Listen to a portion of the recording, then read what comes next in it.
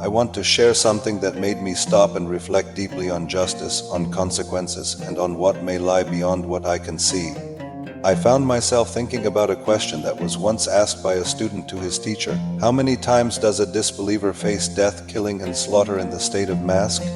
When I heard the answer, 1,000 killings, 1,000 slaughters, and 1,000 deaths, I couldn't just move on from it. I had to pause. What does that even mean? Is it literal? Is it symbolic? Or is it pointing to something deeper? Something about the nature of consequence itself? Then I began to reflect on another question. What is the difference between killing and slaughter? At first, it sounds like a simple distinction, but the explanation made me reconsider everything. The difference lies in what is permissible and what is not. Not everything that dies carries the same meaning. Not every ending is equal. If something exists in a lawful, permitted state, it is slaughtered, but if it does not, then it is simply killed. Or it dies. That made me realize that even outcomes that look similar on the surface can carry completely different meanings depending on their nature and context. It made me wonder, why does intention matter so much? Why does the way something happens change what it truly is? As I continued reflecting, I came across the idea of Maskh itself, a state where existence reflects something deeper within. And what struck me most was the contrast within it. Some exist in comfort, even luxury, while others are exhausted, struggling, or humiliated. That challenged my assumptions. If I saw two people, one living in ease and another in hardship, I would instinctively think one is better off than the other. But what if both states are simply consequences? What if neither comfort nor struggle on its own tells the full story? Then another layer unfolded. Even within this state, there are those who are knowledgeable and those who are ignorant. That confused me at first. How can someone be disconnected from truth, yet still have some form of awareness or inclination?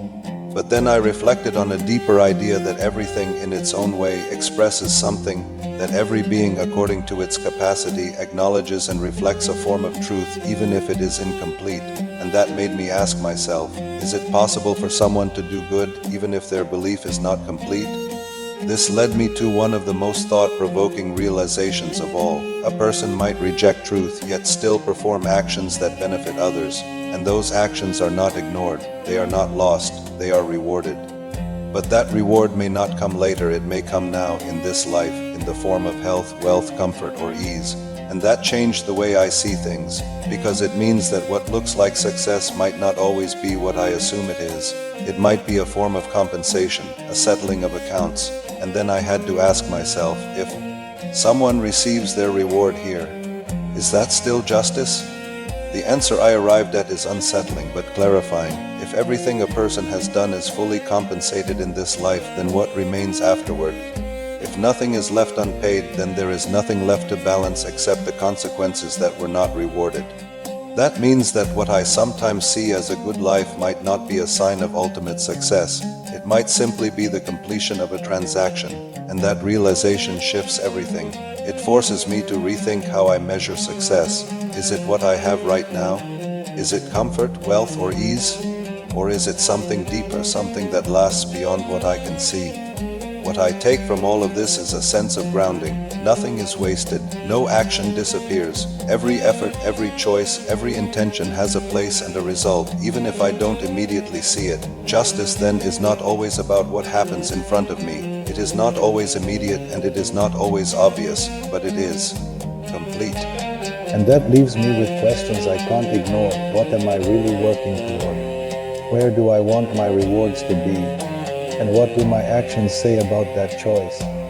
When I sit with these questions, I realize that this isn't just about understanding a concept. It's about examining my own life. It's about deciding what I value, what I pursue, and what I believe truly matters in the end. So I ask myself, and maybe you can ask yourself the same, what is one thing I would change after thinking about all of this?